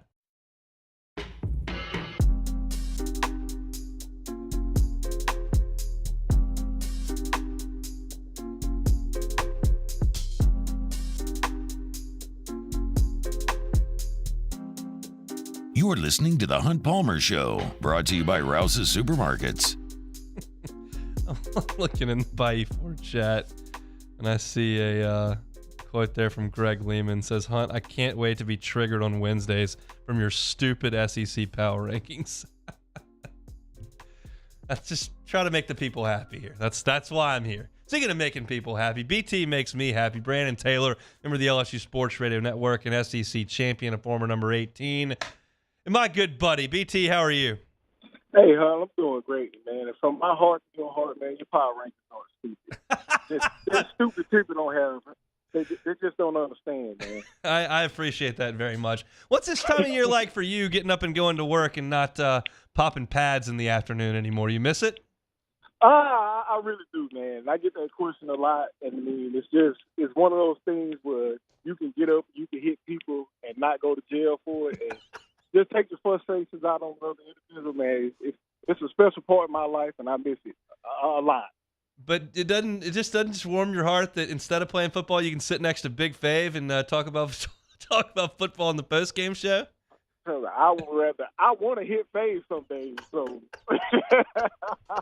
it's nothing like a grown man eating hot dogs and talking directly to your face. I could do without that. We're just 3 days away. Can't wait. What did you make of year one under Brian Kelly for LSU? I made of it that he was worth every dollar that we gave him at that point, because nobody knew what he would present that year. I mean, you had a new quarterback coming in, you had 2 freshman tackles starting, and it's really unheard of what he did. And I think he kind of set the bar real high for himself. And I think with the way he's been recruiting and building this team, that man, he's setting himself up for a long good run.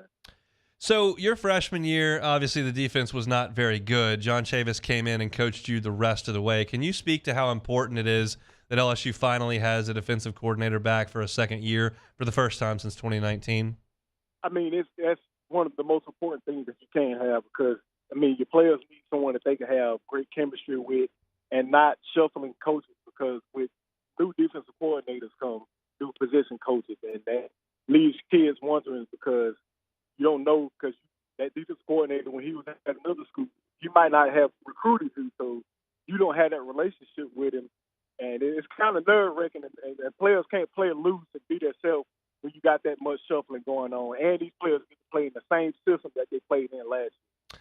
Some of them do. Certainly Major Burns does, Sage Ryan does, but you do look at the secondary, and they've brought in some transfers. Zy Alexander was at Southeastern. You go ahead and bring in Deuce Chestnut from Syracuse. Andre Sam's been at 2 different places between McNeese and Marshall, and he comes in. Denver Harris comes in from Texas A&M. What's it like trying to put a group together when you've got guys that have played for different schools? Well, I'm going to put it to you like this. I had a safety blanket in Sam Montgomery, Marquise Mingo, Benny Logan, Michael Brockers, and when you got a front of the defensive line and the linebackers that we have, you can kind of play with that a little bit, but you don't want to play with it too much. You still want great veteran guys that know the position of safety and cornerback they're playing, but you do have some veterans with Brooks and Major Burns in the back end. But it's we kind of fresh on the outside as far as corner-wise, but you do have the guys up front that can blitz and get to the quarterback and not have those guys in coverage too long. This is the biggest game in college football this weekend. You played in the biggest game in college football on an opening weekend when y'all played Oregon back in 2011. What did that offseason feel like as y'all prepped for such a huge opener? That's the reason we got to the national championship. I put my life on it. That's the only reason we made it to the national championship, because of the way we trained that summer and that offseason and training camp. No, not even that. Just watching them play against Auburn in the national championship the year before that and losing, knowing what we were going to be going up against, and just grinding through that offseason, just knowing that we're playing against a top 5 team, game 1 in Cowboy Stadium. Like, this is our season. If we lose this game, we will not play in the national championship. And we went out there and handled business, and we ended up where we wanted to be at. And I think that's real LSU football, and that's how it should be. I mean, I understand people want a week 0 game where, we need to work things out and get the players ready. No, you get ready from day one. You get ready the day after the season. That's when you get ready. So the question is, do the players care that they lost to this team last year? Like, is that any sort of a motivating factor? Oh, most definitely. I'm telling you, they are hungry. Take the spread, take whatever you want, take the over and everything. I'm telling you, these boys will be ready. You got, I know Florida State is bringing back some great players, especially the defensive end that they got. But if you look at Will Campbell, he was a true freshman, and he held his own.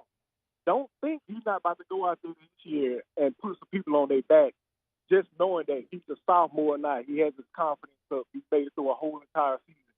and we came in with a quarterback that never played in the SEC. This team is about to have crazy swagger like in 2019 and 2011.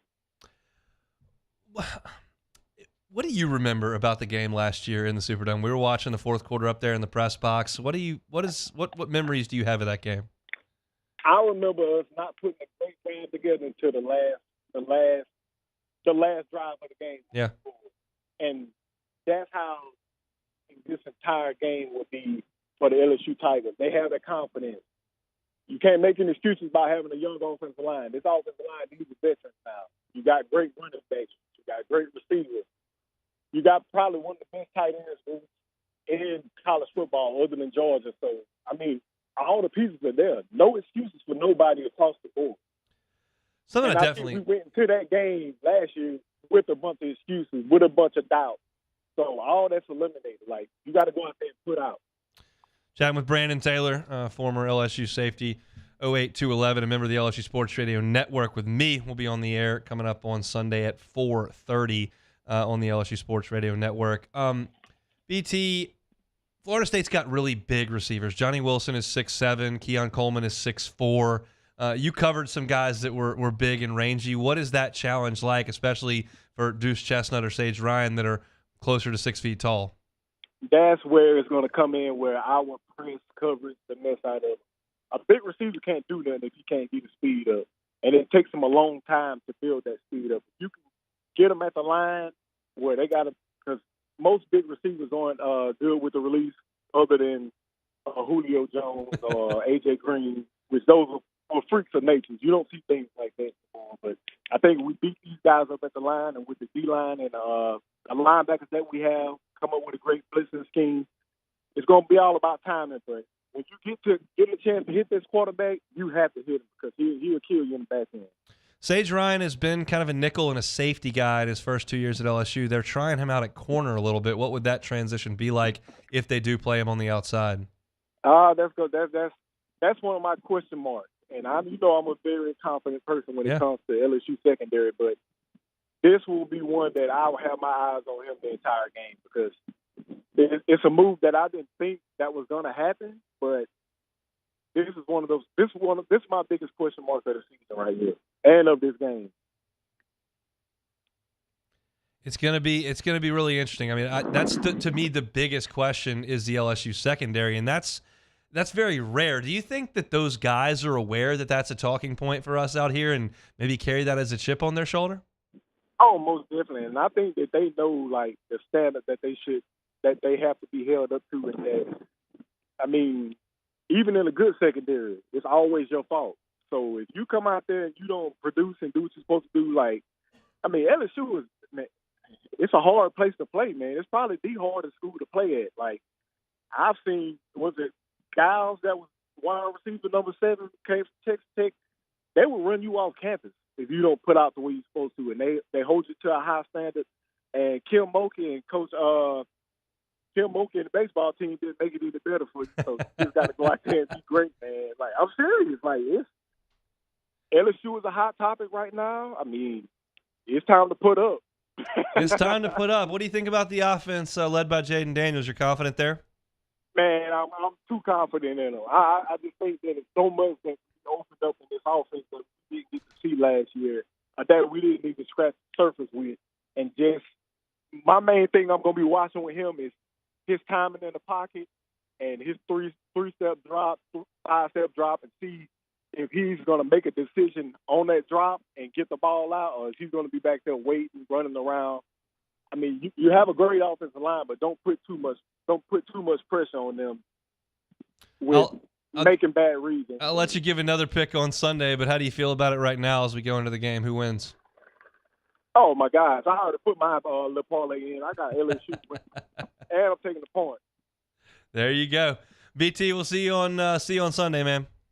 All right, Hunt, you have a good one. You too. That's Brandon Taylor, former Tiger safety, member of the LSU Sports Radio Network. Again, we'll be on the air at 4:30 on the network. Check your affiliates locally. If you're in Baton Rouge, our sister station, Eagle 98.1, we'll be on at 4:30. We'll go till about 6 o'clock.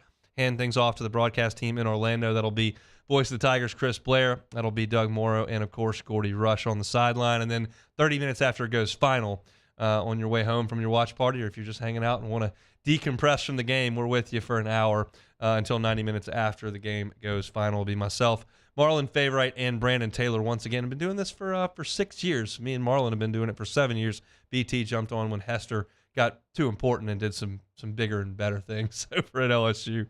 But we're very much looking forward to it. Love working with my guy, BT. You will not find anybody more passionate about LSU football than Brandon Taylor. And when LSU does not play well in the secondary, he's not in a good mood.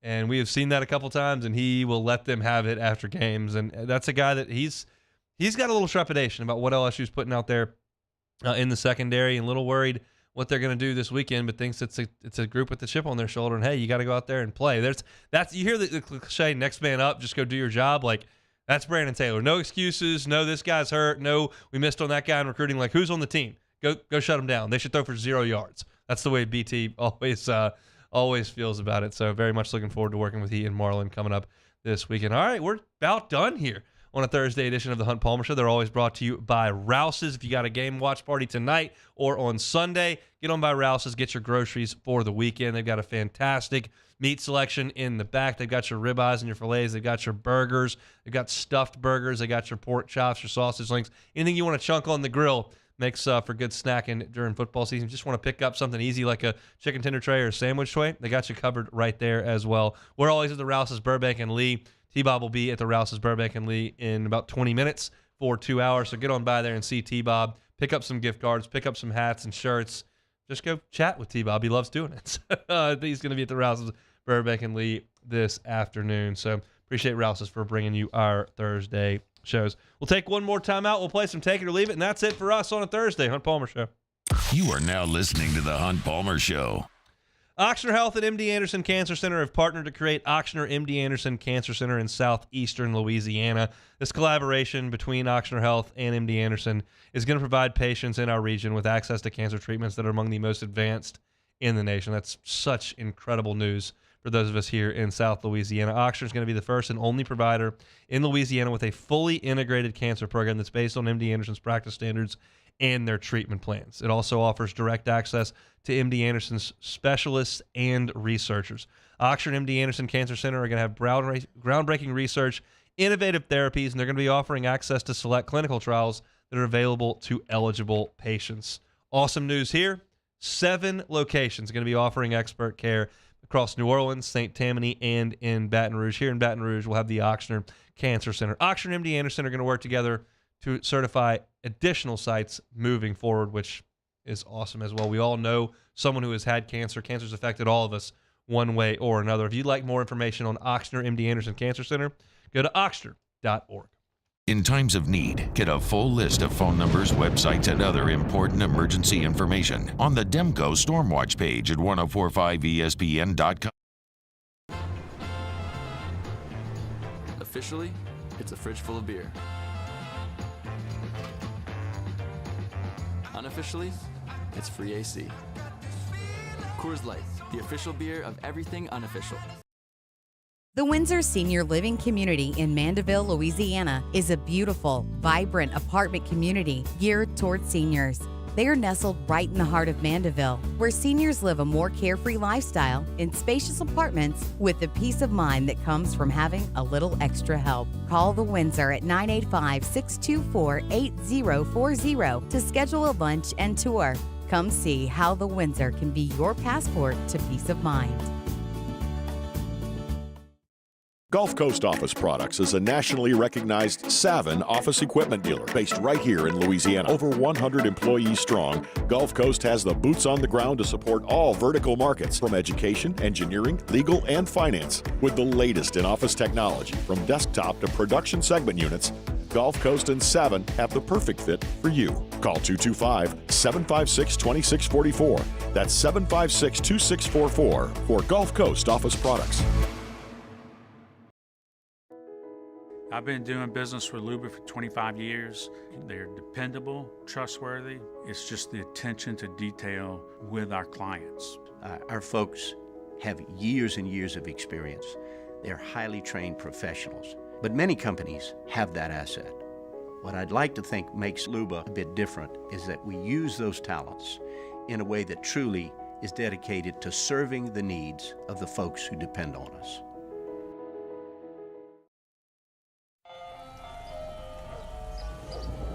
Hey there, little buddy.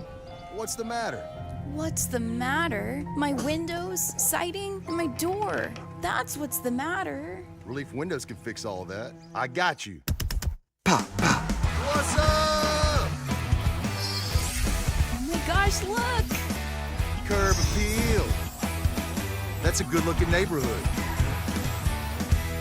ReliefWindows.com. Dylan Cruz here to tell you about Six Rings Baseball and Softball Camp. If you live on the North Shore and play ball, go to Six Rings Camps with former LSU assistant coach Dan Canaveri. His knowledge is second to none, and your child will improve and have fun doing it. Camps were held at Coquille Park and Six Rings Academy in Covington with 4 sessions over the summer. Full day and morning only sessions are available from ages 7 to 13. Go to sixringsbaseball.com or call 985-206-9096. Learn the game to love the game. Gulf Coast Bank and Trust is giving our customers the power to bank anywhere, anytime during this challenging event. And we're right there with you. Our mobile banking. Matt Moscona inviting you to join us for Thursday's AFR, presented by the Aesthetic Medicine and Anti-Aging Clinics of Louisiana. We'll head to Tallahassee to get a closer look at the Noles, and Mike Triplett joins us from New Orleans Football. It's AFR 3 to 6, 104.5 ESPN Baton Rouge.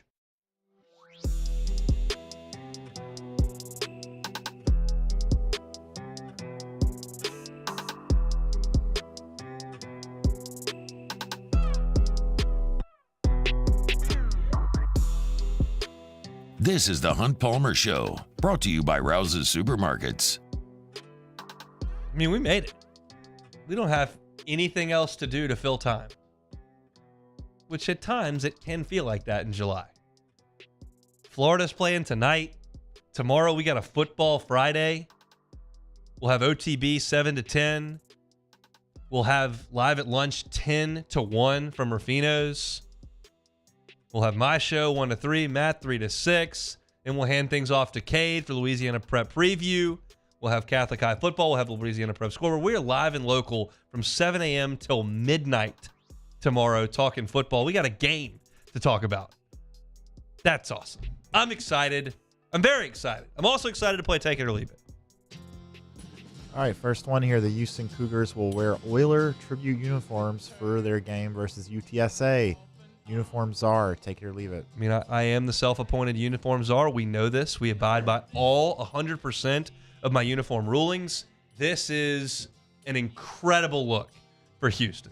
Now, if you were a classic program with an unbelievable uniform and tradition, I might push back a little bit. Houston's not. Houston's the Houston Cougars. They're putting on uniforms that look everything like the Oilers with the color scheme, and then it just says Houston on the helmets. It looks awesome. Go check this out. 10 out of 10. Love it. I think the Oilers' old uniforms are fantastic. I think this is a great tribute. I'm all for it. Great job, Houston. Uniforms are stamp of approval. I absolutely agree. Moving on, sticking with the uniform theme, South Alabama is wearing helmets, certifying that Mobile was where Mardi Gras got its start. Take it or leave it. Yeah, they're playing Tulane in New Orleans, and I think Mobile is just desperate for this attention that everybody has to know that Mardi Gras started in Mobile. No one cares, because if you think Mardi Gras, you think New Orleans. You may have started. I don't know. I wasn't there, and I'm not going to read the Wikipedia page about it. It doesn't matter. I've been to New Orleans a bajillion times for Mardi Gras. It's awesome. I've never been to Mobile. It's not as good. So you can wear the helmets if it makes you feel better, and I don't really care because you're South Alabama, but it's a try-hard move. And so for that reason, I'm not going to give you credit for it. It's just, it's a, hey, look at me. I'm trying to create attention. Just sit. You're South Alabama. Just sit down and be quiet. It's fine.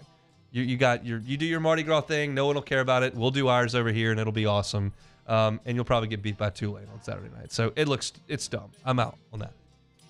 Nebraska volleyball got 90,000 plus for a volleyball match in Memorial Stadium last night. Take it or leave it. Gotta take it. Awesome. I'll take it. I'm assuming they won. I don't know what the score was. Yeah, they were playing Omaha, I think. Whatever. I saw the crowd. It looked fantastic. And look, this is coming from someone, me personally, who cares very, very deeply and is very, very passionate about a sport that very few people care about. I love college baseball.